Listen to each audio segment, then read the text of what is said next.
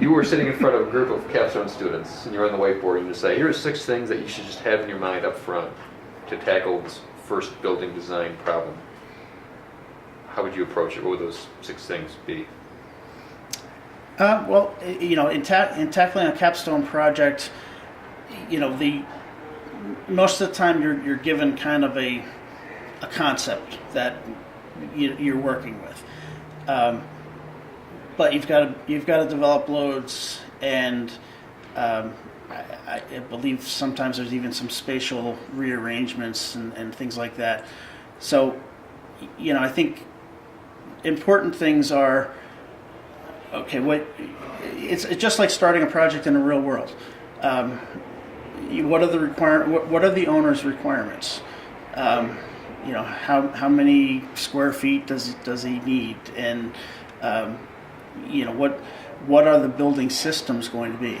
That's what are the loads and what are the building systems, because you have to know what the facility has to support, and then you have to choose a system that makes sense given the spatial layout of the building and the loads that are going on it.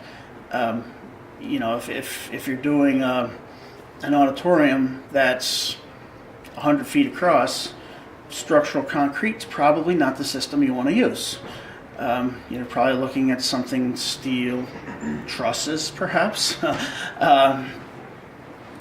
So it's not just, you don't want to just jump right into, all right, I need a beam that goes from here to here, design it, done.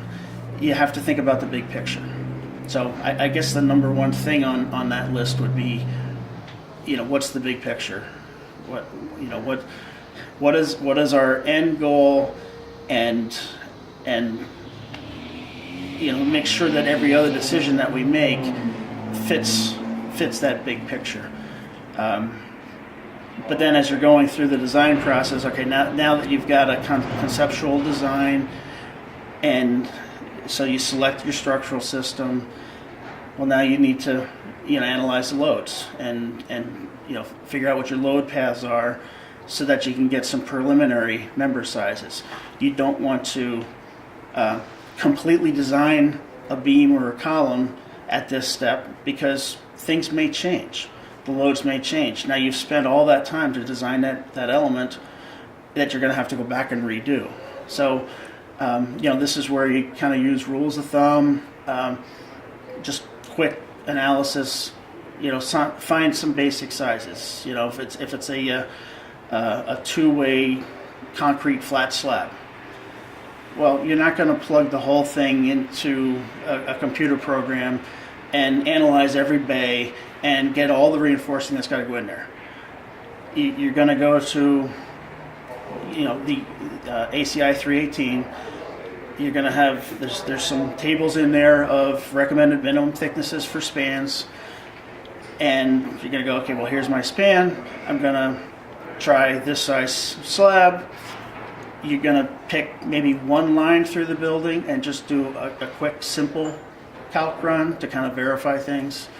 And then as your design develops, then you kind of take that step into the more complicated analysis to kind of refine your answers. So. And that just makes sense, because Capstone, if I give any advice, the only advice is whatever you do, you don't have to listen, whatever you do, just don't make a complete 3D model of this building before spring break. And they all want to. They're desperate. Oh, you gotta get it in. They won't tell you anything that you shouldn't already know.